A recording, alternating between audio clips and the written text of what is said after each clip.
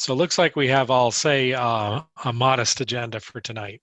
And I have my time on the clock as being 7:31, so I think we can call the meeting to order. Sure. Looks like other than Mr. Cruz, we've got a full board tonight. So I think, if memory serves, Dr. Jacoby, I think it's your turn to fill in if we have a member absent. Rika, is that your, do you agree with that assessment? Or is it your turn? No, it's Dr. Jacoby's turn. Okay. So, Dr. Jacoby, if Mr. Cruz fails to make the meeting tonight, would you please stand in his absence? I can. I'm ready to go. All right. Put you in, Coach. Very good. Well, good evening, everyone. This is the Board of Health. I forgot to bring the script with me, but tonight's meeting is being conducted virtually in accordance with the state's declared state of emergency, which allows for virtual meetings as long as there's an opportunity for the public to follow along with any discussion of the board and observe the discussion and the agenda. There will typically be an opportunity for public participation. This board generally is very open to that. It's typically after the members have had a chance to discuss the agenda item themselves. And just offer that the meeting is being recorded and that public participation is allowed via either phone call or Zoom. If you wish to make a comment or respond to something the board's saying, please indicate by electronically raising your hand. Cheryl is our moderator. And tonight, begin as we have lately in the pandemic with a report from the health director on ongoing developments, and then usually followed with our director of the nursing service giving us a health status update. So Cheryl, if you wouldn't mind kicking us off. Sure. Good evening, everybody. So a few announcements this week. Today, the Baker-Polito administration announced that the pool testing that's being conducted in the state of Massachusetts has found a 0.7% positivity rate. Massachusetts schools have tested almost 159,000 people in 22,679 pools. And it should be noted, though, that Acton has a 0% positivity rate in their pool testing. The state also launched a new program called Mass Notify. This state has been piloting this program, and it's a public health communication tool designed to alert users when they may have been exposed to the virus. It's anonymous, secure, and privacy focused. When two people who are signed up for Mass Notify are near each other, and their smartphones will exchange a random code using Bluetooth. So then when someone tests positive, they will receive a text from the DPH with a verification link. And then the person who tests positive can opt to share their results anonymously with the other Mass Notify users. And this will alert other users that they may have been exposed to the virus, and it includes notifications as to what to do next. So we should be seeing that shortly. Sports, the state has recently shown that wrestling and cheerleading are on the rise and an uptick in overall clusters. Hockey is still seeing more activity than other sports, but we're also seeing an increase in baseball, football, soccer, and lacrosse. And Acton, and Heather could comment on this during her, but we're pretty much just seeing cases in hockey and some in basketball, which is new since we last met. We are currently in phase 4, step 1 of the state's reopening plan, and this will allow our ballparks and our indoor and outdoor stadiums and arenas to open. We also have gathering limits that have been updated. So for events, venues and in public settings will increase to 100 people indoors and 150 people outdoors. And then outdoor gatherings at private residence and in private backyards will remain at a maximum of 25, with indoor house gatherings remaining at 10. The state also changed the Massachusetts travel order to a travel advisory.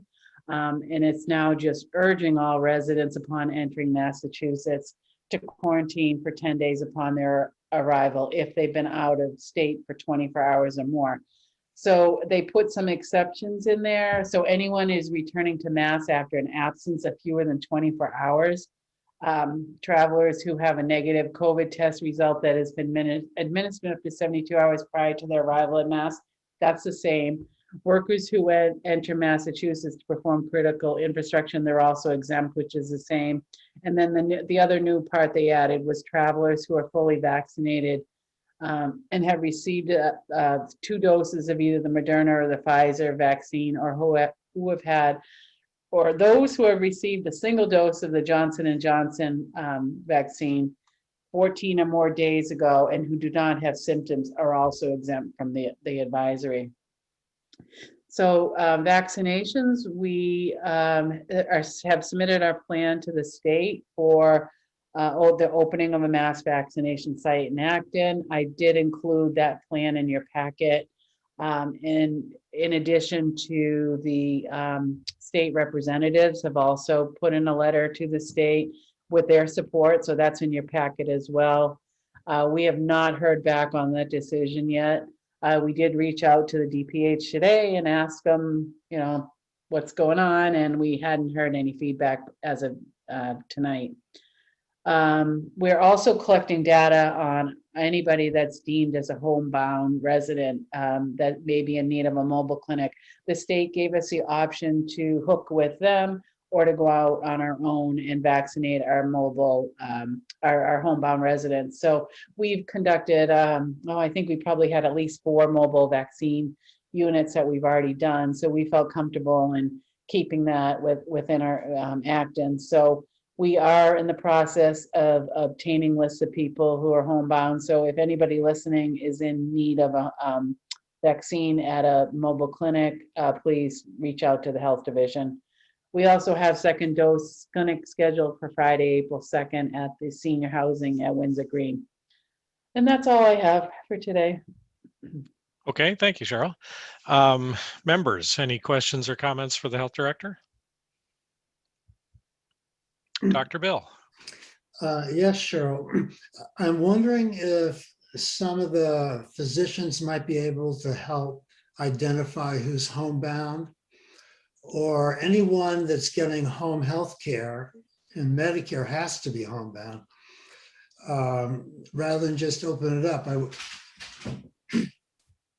think some of the doctors would know that. Yeah, I'm not sure we reached out to doctors, Dr. Bill, but we definitely are aware of those that are using our nursing service. So, Good.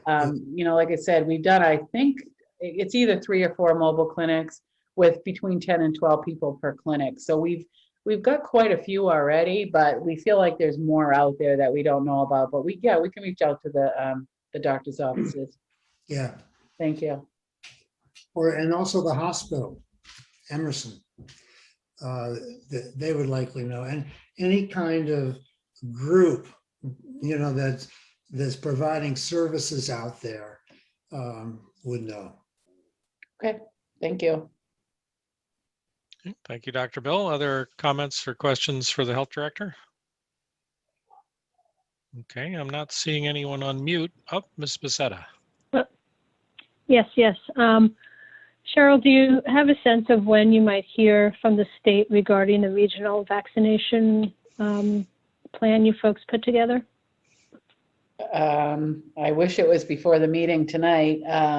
We did, like I said, give them a little push about getting an answer to us today. So hopefully this week. I'm wishing that, though. Okay, so if your wishes come true, how much time till the group mobilizes? Are we talking a few days or immediate, or? I would suspect we probably need a couple weeks to get everything in place.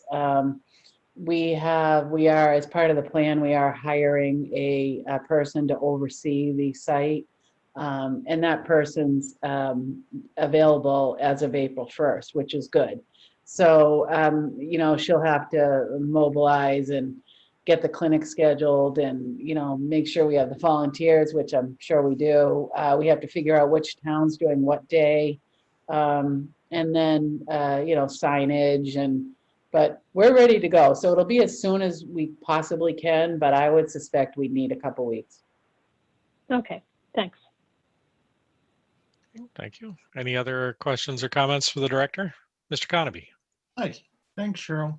Quick thing, I wonder if you could reach out to the town social worker and veterans folks, coordinator, and see if there's any folks that they would be aware of that would be needing the home services. And also you may want to check with the transportation. I presume they're not, maybe some who are not completely homebound, but are very limited in their ability to get around that might also be candidates for the at-home clinic. Just some thoughts of making sure we can kind of get a better handle on the folks in town that might need those services. And thank you for doing that. Okay, thank you. Other questions or comments? Any questions or comments from members of the public? No. All right, very good. Well, thank you, Cheryl. That's very informative. And at this point, a lot of developments. At this point, I'd ask if the director of the nursing service, Ms. York, if you would please fill us in. Hi, good evening, everyone. It's nice to see you. So in Acton right now, since the beginning of the pandemic, we've had a total of 842 cumulative positive cases. There's currently 15 cases in isolation tonight. 795 of those cases have recovered, and there were 32 fatalities since the beginning of the pandemic. So we are just doing, continuing with our contact tracing. We are seeing, as Cheryl mentioned, a couple of exposures related to basketball. Haven't seen hockey, I think, since the last time we met, thankfully. Cheryl did mention vaccine. We are finishing up with our last second dose clinic this coming Friday at the senior housing at Windsor Green. We did have another second dose clinic on March 20th at RJ Gray that went really well. It was our second dose clinic, but Acton Pharmacy was able to use their additional doses that they had from senior housing clinics that they were doing. So they offered 130 additional doses on top of ours. So that was good news for our residents. And those doses had to be used for 65 and above. As Cheryl mentioned, obviously, we're still waiting for the answer from the state. We don't have any additional doses coming at this time. As you know, the state is limiting what local boards of health are getting. Great ideas for reaching out for additional homebound residents. I will mention, though, that the eligibility per the state is that to be considered homebound, you have to get assistance by either two people to leave your home or by ambulance. You're not able to leave home for medical appointments under normal circumstances. And then obviously having a considerable difficulty or require support to leave your house for any medical appointments. So there are stipulations for that. And we are definitely following, what the homebound criteria is, not knowing when or if, hopefully we will be getting some of the vaccine, but we don't know when we'll be getting it or in what type of doses we'll be getting. And I know that an email went out regarding that today to request some additional information on how they would send that out. Because right now, as we're getting doses, we get 100 doses at a time. And we're not sure if the state will lower that based on, what we have as a running total of residents in the community. As Cheryl said, we have done, I believe, 40 residents at home. Deputy Chief Arnhem had purchased through the CARES Act a temperature regulated cooler, so that it can go as low as minus 30 degrees to keep something frozen if needed, which obviously we don't need that as of today, but we can keep it in that regulated temperature that the vaccine needs to be at while we are on the road with it. So that is really helpful, and we appreciated that purchase. Other than that, no significant change in trends, still seeing household exposure, through family members as the biggest piece right now. The only other trend I guess I would say, and this has really been for quite a extended amount of time, and I'm sure with all of you watching the numbers that come through the state and the demographics, we're still seeing seniors as the lowest amount of positive cases out there, which is good news.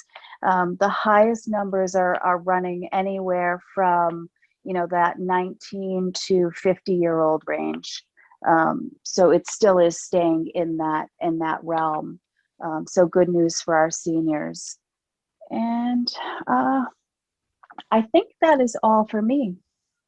All right. Well, thank you, Heather. I'll ask a question just because I'm curious. We keep hearing about the new variants, which the vaccine may not be as effective against. And I think the director of the CDC today was saying that we're not out of the woods yet, and we still need to be vigilant because these new variants are becoming very prevalent. Do you have any insight into that and how it might affect Acton, or any update? No, so the state will notify us if there are any cases within Acton that are related to a variant that they've identified as they're doing that random breakdown on the testing. But as of today, I haven't heard anything particular to Acton. I do know, as Cheryl mentioned about the travel order for contact tracing, anyone who is 14 days past either their second dose of Pfizer or Moderna or their single dose of Johnson & Johnson, if they're identified as a close contact, they don't need to quarantine at this point. I have had a couple, well, more than a couple actually, very unhappy people with me that I've placed them on quarantine because their time has been less than 14 days. And the state is really, strict about the way that they're handling that. Okay. All right. Well, thank you. Members, Dr. Bill. Yes, I did want to respond to that. They don't routinely test for variants. In fact, the US has not been doing very much variant surveillance until quite recently. So I wouldn't be surprised that Massachusetts may not know of any variant. Depends on how many tests they're doing. I don't know what that would be. But it's a more complete surveillance system, and they're doing it. It's more costly as well. Right. No, I do realize that, Dr. Bill. Thank you. Okay. Other members, questions or comments for the director? Well, I'm not seeing anyone on mute. So Cheryl, any questions or comments from members of the public? There's not. Okay.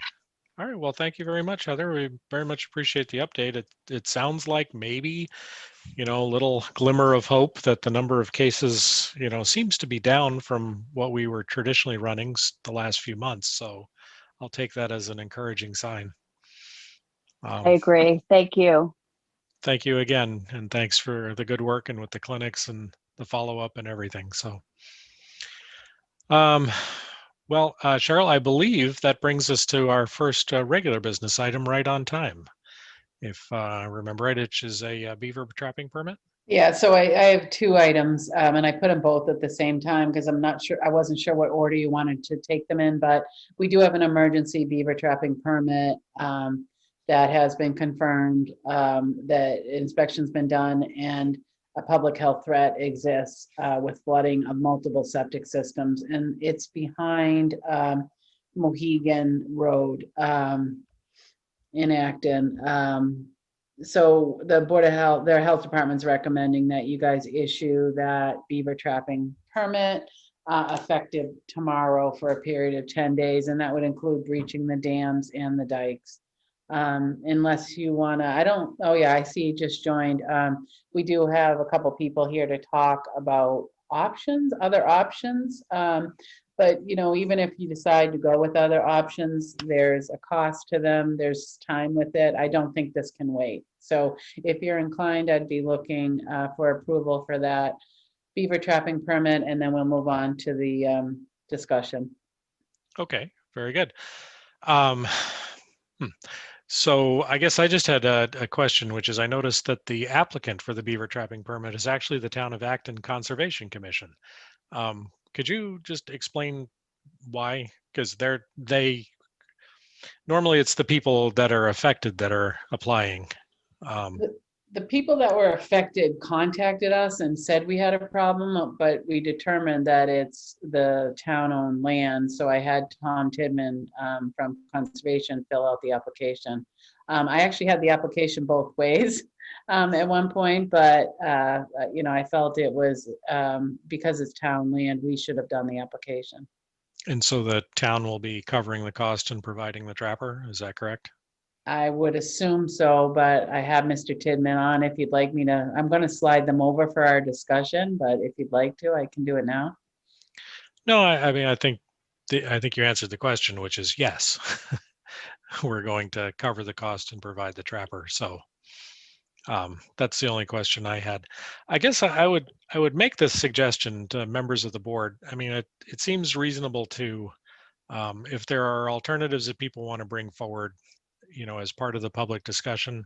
I understand what Cheryl's saying is that the time might not be opportune to cut a new process in at this point, but I think it's probably, in terms of our process, it's worthy to have that discussion as part of this agenda item, and then we can move forward with it at a future or not at a future application. But I think if there's some development that might actually change members' minds, it's probably worth having that discussion now. So how did you have a particular approach in mind, Cheryl, or were there some folks that wanted to speak? Or Yep. So I have two members of Conservation, Bettina Abe and Tom Tidman, and then I also have Mike Callahan from Beaver Solutions, and he has a couple options. He did send me a couple documents pretty late tonight, and I did forward those to you, but I'm sure he'll talk about them. So I don't know who you want to hear from her first. well, so typically we usually let town staff speak first, unless they would prefer to just be a resource. But so I'll leave it up to them. Mr. Tidman or Ms. Abbey choose to speak, that would be fine. Okay. Looks like Tom would like to, because he just unmuted. Nope, now he's back on mute. I'm sliding them over so they can actually just freely talk. So I think that's great. So there's Tom. Yeah. Hi, Bill. Hi. We typically look at all of our options, especially on conservation properties where it just makes no sense in most cases, in my mind, to trap beavers if we don't have to. In the situation that you just approved on Mohegan, it's a little piece of conservation land that backs up onto Seminole and Mohegan, and it probably impacts half a dozen homes. So this is one where we did need to take some action rather quickly. Recently, though, we met with Mike Callahan over on another piece of conservation land off of, we call it Jenks land. And Mike came up with a wonderful solution that avoids the necessity of trapping. So Bettina's here with me too, and then I see Mike on. So I don't have more to say. I think listening to Mike is really, really worthwhile.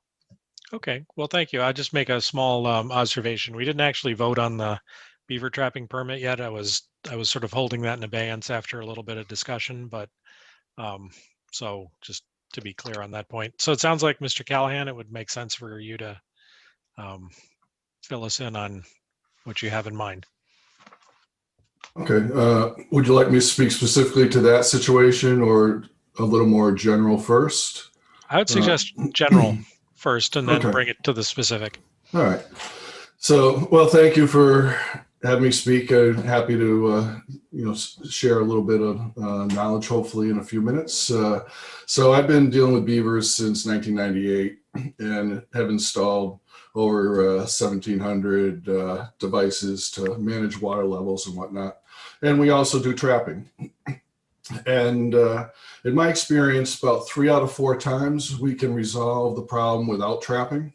But trapping is a tool that's needed in some situations where there's just no ability to have beavers having a pond and protecting human infrastructure. So, but in general, I sent along some documentation that showed, we did a 20-year study in the town of Billerica, and it showed that there was savings to taxpayers by using these devices versus trapping, not to mention the ecological benefits of doing so. So, so we use trapping as a last resort, typically, because generally it's more ecological and humane to keep the beavers around. So for the Jenks property, beavers have repeatedly plugged up this culvert under a trail, and excuse me, it's a large watershed, so there's a lot of water that comes through, and it's not a good site for using the pipes that we like to use through beaver dams.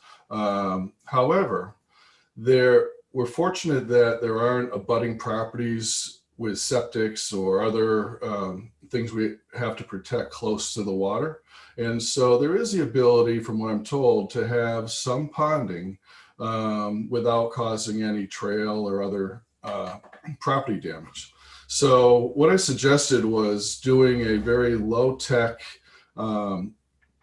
approach, which we call a diversion dam, which entails basically encouraging the beavers to dam outside the culvert. Currently, they're plugging the inlet of the culvert. And if we start a small dam 10 to 15 feet upstream of that for them with well-placed stones, then the beavers will almost always go after that and dam outside the culvert. So what that does is the beavers get to have some ponding, but the culvert stays open. It keeps flowing. If there's a big storm or spring runoff, that can go up and over anything that the beavers build. And it's, there's no fencing or pipes or no man-made materials that are put in there, and it's all done by hand typically. So it tends to be a very low cost and very environmentally friendly way to do it. Okay, thank you. Are you familiar with the one that's actually on the agenda for tonight, the property in Mohegan? No. Are you? Okay. Sorry. No, that's quite all right. Don't expect you to follow every piece of land in town. So one of the, I'll call it benefits of being a long-serving member of the board is this topic has come up for discussion many times. It was sort of a hand grenade that the state threw boards of health, to have beaver permits, which normally used to be a fish and wildlife responsibility. But when we've had the discussions in the past with people that have proposed like beaver deceivers and so forth, the issue was always that, yes, this can remove the impact to the humans, but temporarily, because it doesn't reduce the population of beavers. So they continue to multiply, and eventually the population pressure becomes so great that they wind up either going somewhere else and causing a problem, or they overcome the beaver deceiver because they need to for their population. And so then we're back to trapping again as a solution, but only on a much larger number of beavers. So, you say you've got many, many years of experience. How do you handle the ultimate population pressure problem?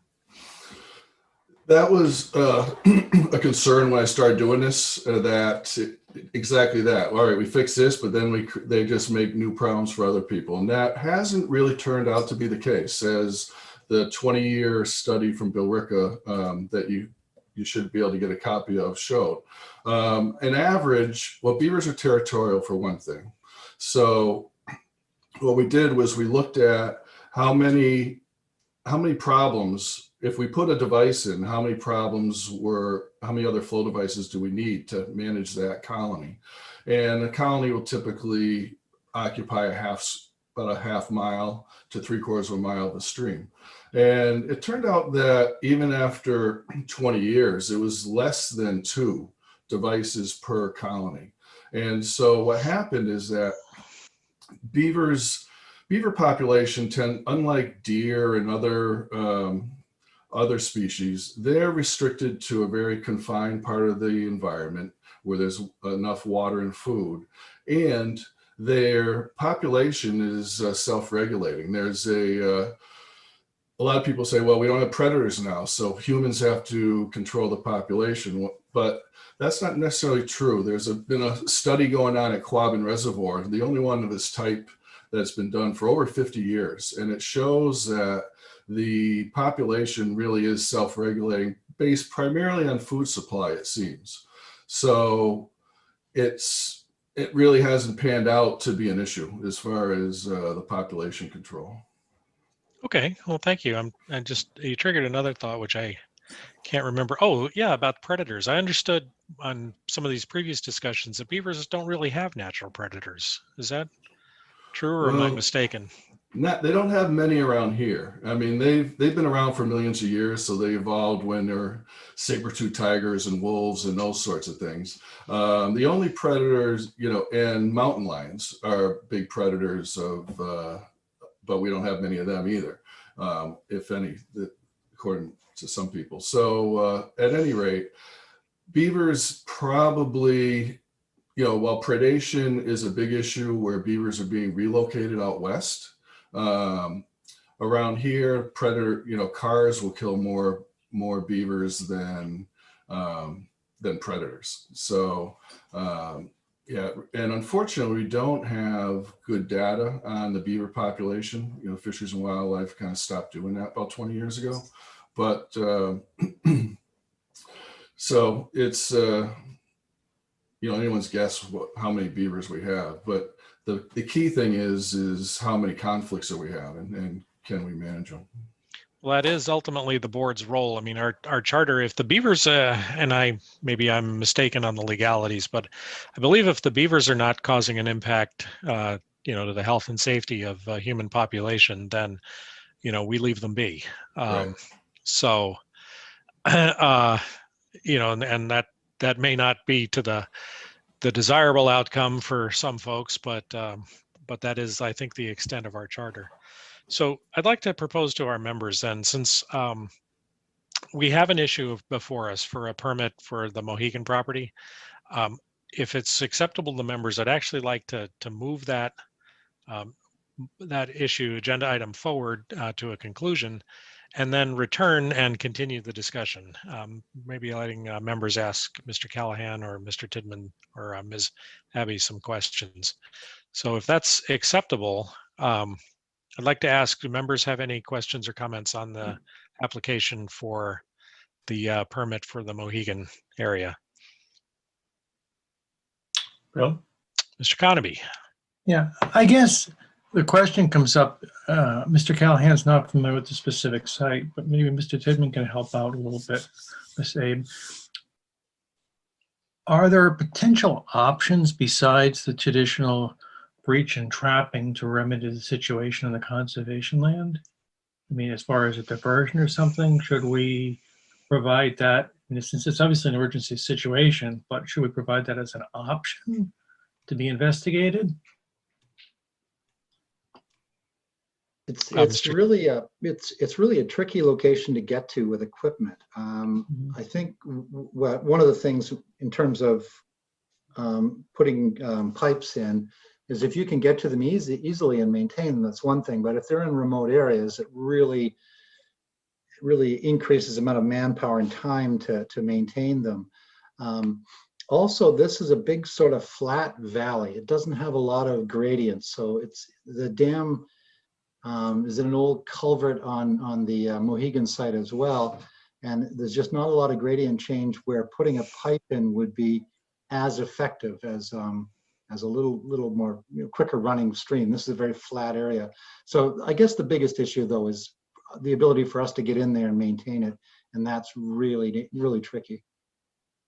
So realistically, you don't see any of these options in the emergency situation being viable for the moment. The problem is also that it's surrounded by residential. The beauty of the Jenks site that Mike and Bettina and I looked at is that it really, allowing the beavers to have a big impoundment on Jenks property doesn't really affect any residential homes. Whereas if you look at the Mohegan Seminole Drive area, there are a significant number of homes in a very low flat area, all impacted by this. So I don't think there's a better option on this one, Mark. Ms. Abby. Yeah, and then the other example we have is on Neshoba Brook. We've had to come to you for emergency permits for the USGS because their gauge is affected. And, we've looked at, I think we've had Mike come down there, and the USGS concluded really that the pipes wouldn't work in that particular situation because that would affect the flow and affect the data from the stream gauge. So one thing I've learned from Mike is that every single site is unique, and he comes up with tailor-made solutions depending on the exact site. Okay, thank you. We're just following up. You have a imminent threat to the public health and safety for the multiple septic systems and property damage in the conservation land impacting the residents. Correct. Correct? Correct. Okay. Thank you very much. Okay, other questions from members of the board? Does any member wish to make a motion then? So I asked the question, I guess would be my turn. Yeah, I would grant the emergency permit for breaching and trapping or other appropriate means to be approved by the health department for this site based on the information provided. Very good. Thank you, Mr. Economy. Is there a second? Yeah, I'll second it. Thank you, Dr. Bill. There's a motion made and seconded. And any further discussion by members of the board? So any comments? I'm sorry. Bill, I did have a question about reporting. It seems to me it comes to the board and it's already an emergency. And I'm just wondering, is that because of late reporting, or is it because it's so quickly developing that we have to intervene? And maybe Cheryl would be more aware if there's some kind of lag between the problem starts. So you could do an earlier intervention that wouldn't require trapping. So Dr. Bill, you're actually, I know you sort of directed that at Cheryl, but I'll catch it. That is something we've considered before. As I sort of alluded to in the beginning, that the legislature handed us a hand grenade. Is we're not allowed to. We can see the problem. We can tell where the beavers are going to go. They, as Ms. Abby has mentioned, they're often the same sites year after year. But the way the law is structured is it's an emergency permit, which the board is allowed to grant. Consequently, it has to be an emergency, and they define what an emergency is. It's imminent or ongoing threat to human health and safety, which can be anything from flooded aircraft landing strips to septic systems. So unfortunately, the way the state has decided to mechanize this, it doesn't allow us. It's not saying that the town can't be proactive, but this board's permitting process is not proactive, it's reactive. Okay. Okay, so we have a motion before us. It's been made and seconded. Cheryl, any comments from members of the public? Very good. In that case, I'll call for a vote. Well, I'll start top of the screen going down. Dr. Bill, how do you vote? I vote aye. Ms. Becerra,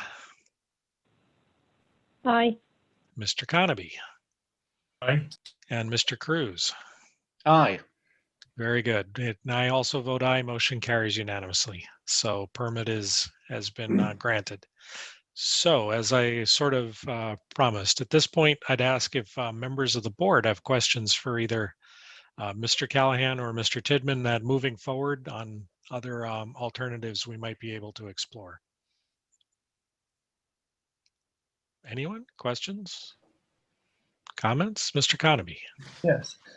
It seems like being proactive in trying to manage the impacts of these beaver dams is appropriate. We've had a few spots in town where we've had multiple permits over extended time periods. From the USGS gauging stations to over by the public water supply wells. So I think those are probably a couple spots we should probably focus looking at to see if there's some creative solutions that can be provided for those. Because both of those have had a serious impact for a long time. I think you and I have both seen probably 20 plus years of permits on a periodic basis. So I guess my suggestion is maybe we can, since they're site specific, we should probably look at site specific solutions. We ought to prioritize them primarily based on the impacts to the town that we've seen. Historical sites are probably a great spot to start.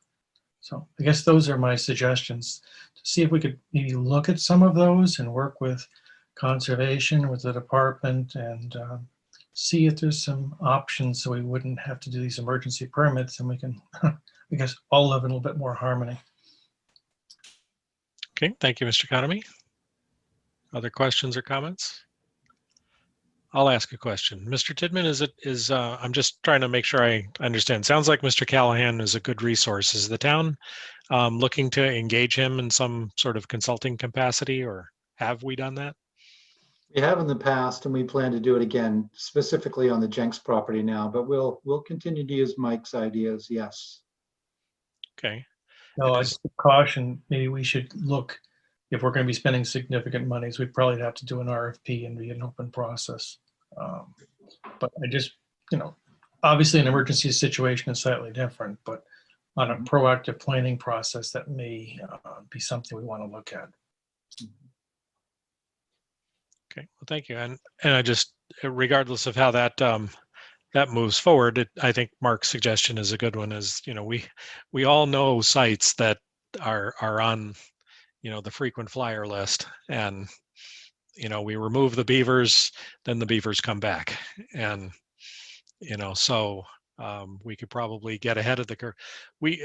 As I sort of said, the permitting process through the Board of Health can't get ahead of these things because the emergency doesn't exist. We don't have charter, but conservation certainly I would think does. And we'd certainly be happy to work with you because we'd prefer that our role not be the beaver elimination department. So that's really not what the Board of Health was chartered for. And it's not what conservation was chartered for either, believe me. If we were not in this business, we would be a lot happier. And Mike, I appreciate your beaver icon in the back. Thanks. All right. Well, great. It sounds like, we have an opportunity at least maybe to develop some new ideas and techniques going forward, which would be great.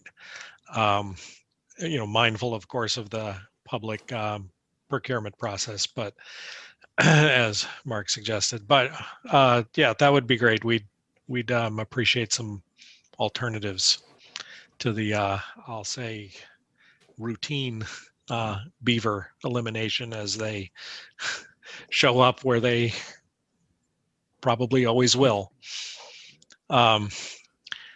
If members have no other questions or comments for members of the Conservation Committee or Mr. Callahan, I'm going to suggest we move to the next topic.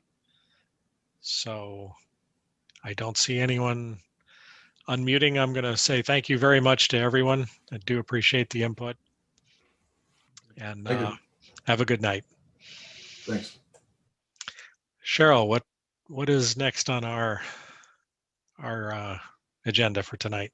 The next item I have on the agenda is our reopening plan. So I had sent you some thoughts that we had on our plan. Let me just see if I can pull that up. Well, while you're doing that, I thought the plan was fine, but it triggered a thought, which is the town's state of emergency was a joint declaration by both the Board of Health and the Board of Selectmen. And I was going to suggest that, if not this meeting, maybe the next meeting, it would make sense for the board to mechanize it in a way such that, say, if the state was to, eliminate the pandemic emergency declaration, that our declaration should expire at the same time. Correct. We actually had a conversation about that. Can you see? Hold on. Let's type in the minutes while we were talking. I don't want you to see the minutes. Let me just get rid of that. Can you see anything or no? No, it's just a blank hash mark. Now we can see it. Okay. All right. So this is, but I agree with you. At the next meeting, tonight, I just wanted to throw this plan out to you. This is not etched in stone. It's just things that we're thinking about. We wanted to have the board's consensus of, kind of following along with a plan similar to this. But I absolutely agree with you. We will have to bring back that emergency declaration. I think I did look at that emergency declaration, and I think all it said was we voted to close the town buildings, but then we voted to reopen them at a subsequent meeting. And I think the emergency declaration speaks to just giving us rights to do things. But what I can do is get that back in your packet and we can discuss it at the next meeting, just so we're all on the same page with that. But just so you know, right now we've opened up town hall and we're providing window service, and that started on Monday. We had done that back in the beginning before the weather got really cold. And it was really well. It was kind of like a takeout window. I don't know if any of you utilized it, but you come to the window, there's somebody sitting there, we help you, get you what you need, and off you go. So it works out really well. We are looking to, all people with private offices are slated to go back to work on Monday, April 5th. The library is looking to do a limited in-person browsing. The April 12th, we will allow public to be in the buildings by appointment only. And this would be even for a program. So let's say, if somebody wanted to run a program, recreation wants to run a program, we would allow that because we'd have them pre-registered. So we're considering that appointment. Then the next bullet item, May 3rd, it basically says here, town hall will be open to the general public starting May 3rd, but we're going to expand this to say town buildings will be welcoming in-person business on a limited basis starting May 3rd. That's really what that should say. And then public meetings. So we've had a lot of conversation about that. It's hard to control. We don't usually have a big audience at our meetings, but we had one meeting Zoom wise that we had quite a few people. So we believe that, the public meeting should be on a hybrid approach at this point. So continuing Zoom, and then potentially in person, depending on the size of the meetings. we only really have one room that's big enough to allow us to socially distance. So I would suspect that that room would be hard to come by for people that want to meet in person. So we're proposing that it'd be pretty much Zoom for a little bit. We do have a cohort plan for those that can't maintain 6 feet from others while they're working, like, for example, in a shared office. We do have plexiglass put up already between people. So I feel like it's a pretty good situation. And of course, we would follow all COVID safety plans and protocols that they're constantly being updated. But at this point, I just wanted to bring this to you and see, you know, where your thinking's at, if you're on board with this or not. Okay, well, thank you, Cheryl. I'll just offer a comment that, I mean, it seems fine to me. The only suggestion I'd have, and it's difficult to word, but you know, subject to continued progress on, you know, gaining the upper hand with COVID, and then your opening plan, because obviously, if there's another surge in the pandemic, then this plan will have to be put on hold or possibly reversed. So just some sort of, you know, if everything goes right, here's our plan. And Bill, can I make a suggestion? sure, Mr. Conamy. I think you're right. It's subject to change based on the public health situation, as well as the changes in the state guidance and requirements, because we're subject to those as well. We've been overridden so many times. I think we probably need to put that also in the policy, because they seem to change what the dates are for allowing certain things based on what the circumstances of the public health situation is at that time. But I think that the plan should be subject to both the public health situation as well as to the state guidance. Yeah, and I realize, you know, we could always modify it in reality, but just to so that someone doesn't feel like they've been misled, you know, if circumstances change. Just I should have said that when I was talking. We've talked about that at length. So it's already on our radar. We are watching the numbers closely, and you're absolutely right. I can add the language that Mark just suggested, but subject to change if warranted, right? So we can take care of that. okay, very good. Dr. Bill. Yeah, of course, vaccination status is going to be important in the future because of the limitations in town hall for public meetings with social distancing. Has the state been saying anything about when the ages are below, what, they're 65 now, right? 60. 60, okay. Because the next round needs to include town employees.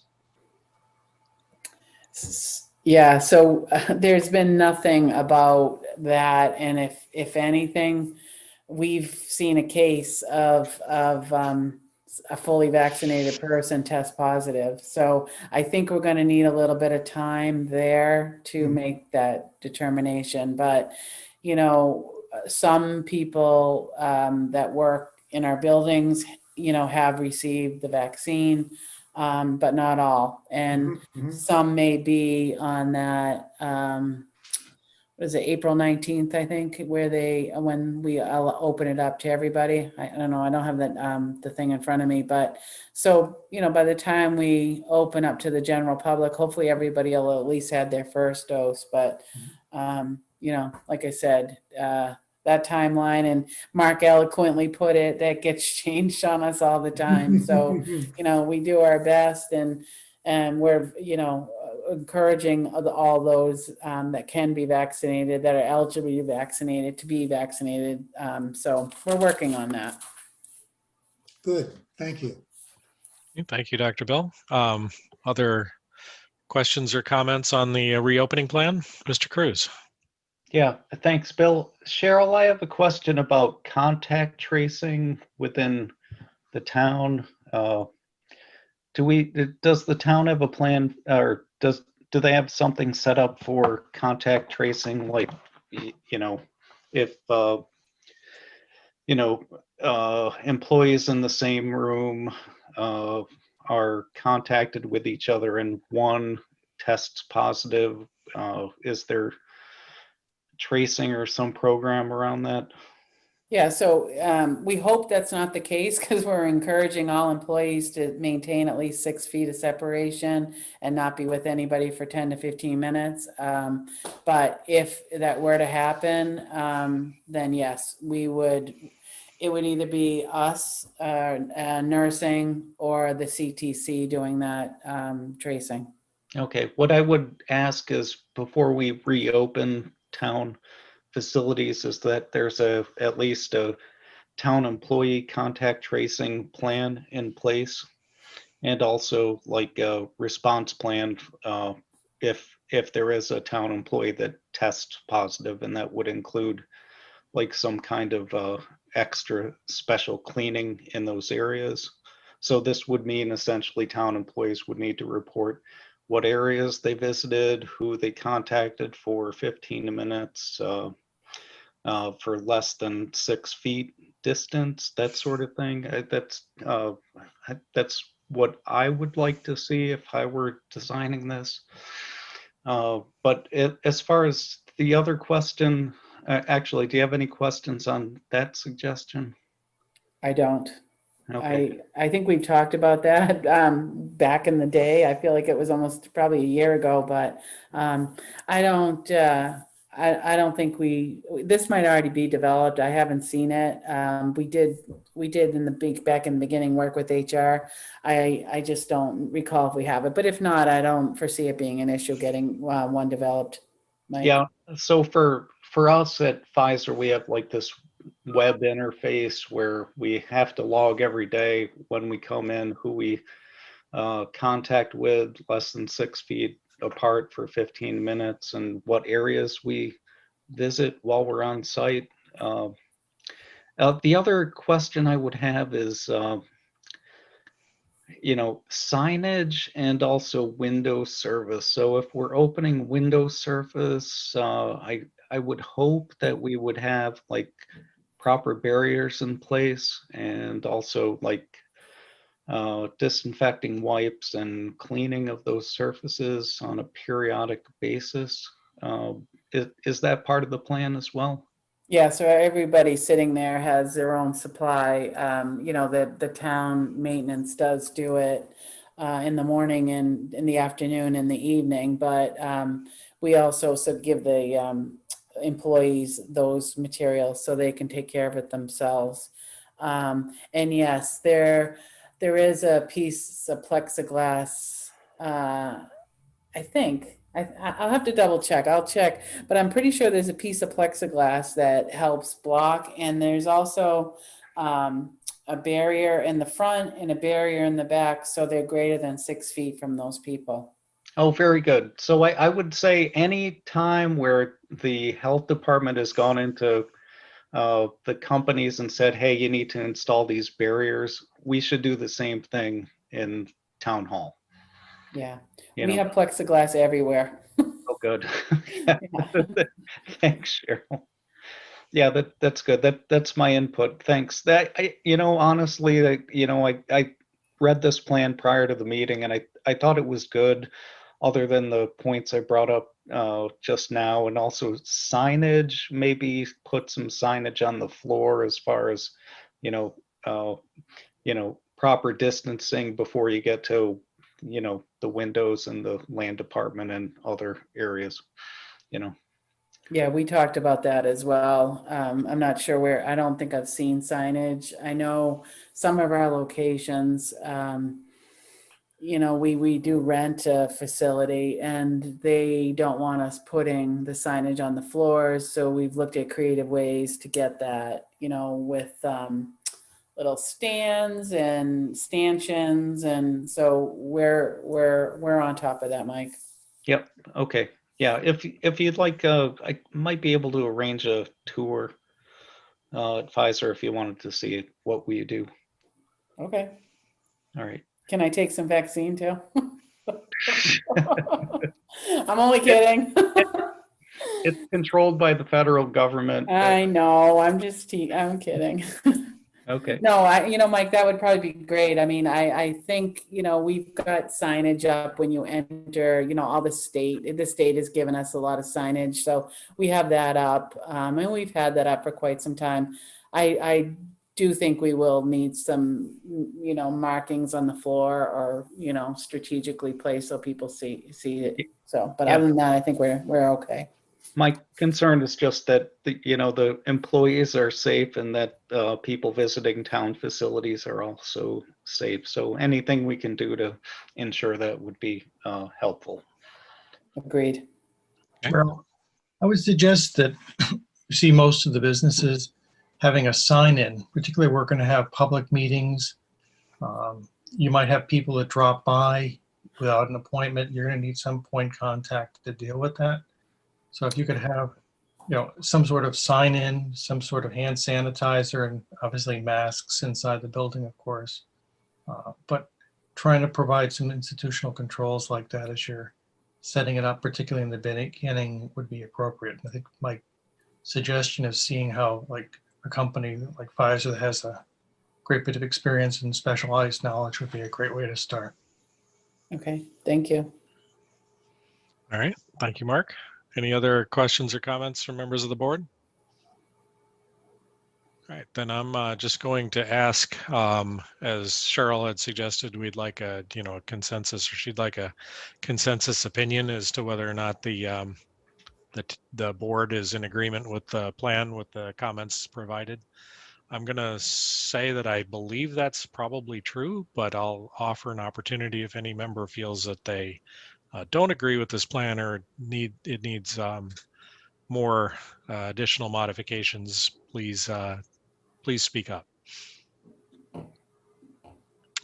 But if no one speaks up, I'm going to suggest that the board is in fact in agreement with the plan with the modifications.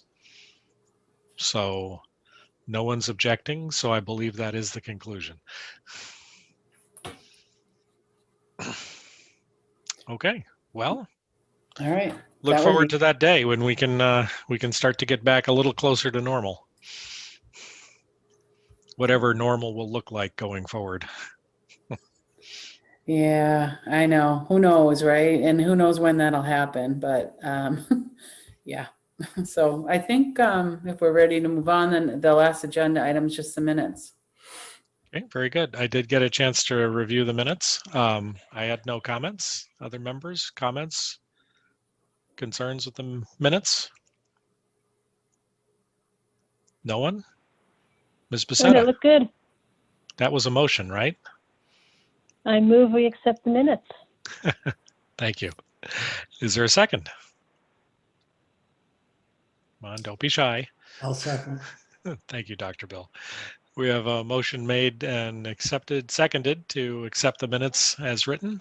I'll go starting from the bottom from going up. Mr. Cruz, how do you vote? Aye. Mr. Conaby? Aye. Ms. Becerra? Aye. Dr. Bill? Aye. And I also vote aye, so the minutes are approved unanimously. Well, thank you, Cheryl. Does that bring us to the end of tonight's agenda? Does. Wow. I know. Pretty good. Yeah, we're getting good at this. Well, if this is the chance for other members to bring up any topics of concern or interest or general information, any wish to have exchange with the health department? Anyone? Next meeting, Bill. Good point. We skipped one. When would you like to think would be appropriate to have the next meeting, Cheryl? Our next meeting's scheduled for April 12th. I will be away, so Evan will be taking that meeting. Is that Patriots Day? No, it's the 19th. Ah, okay. Okay, I had a All random right. question, Bill. sure.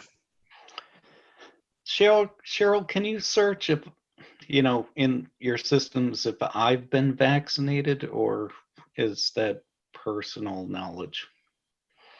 No, we can't search that. The only people we would have knowledge of is the people we've done the vaccination clinics for. Okay, yeah, I saw a news report that Acton's at like 20-something% for vaccinations, which is good, but I think that might be underrepresenting because of reporting. Yeah. Yeah, I agree. I think we talked about this at the last meeting. It's kind of hard for us to get those numbers because so many people, you know, if we become a mass vaccination site, it'll be a little easier for us to Right. track. But if we don't, then yeah, people go elsewhere, and there's probably a lag, definitely. Yeah, because I got I'm fully vaccinated, but I suspect that since it was through work, I'm probably not in any database, you know. All right. Okay. Thanks, Bill. Thank you. Dr. Bill, were you going to make a motion? A motion? A motion to adjourn. Yes. I'll make a motion. Very good. I think you just made a motion that we adjourn. Is there a second? Mr. Second. Conaby. Very good. We have a motion made and seconded to adjourn. I'll start at the top this time. Dr. Bill, how do you vote? I'll vote aye. Ms. Becerra? Aye. Mr. Conaby? Aye. Mr. Cruz? Hi. I also vote aye, so we stand adjourned. Thank you again, everyone. As always, an interesting and informative meeting on a variety of topics, but I think we're getting better at navigating through the water here. So thank you again for contributing your time and your expertise. And Thank you so much. Thanks, see you. everybody. We'll see you in a few Have a good night. few days. Good night. Good night. Bye now. Bye.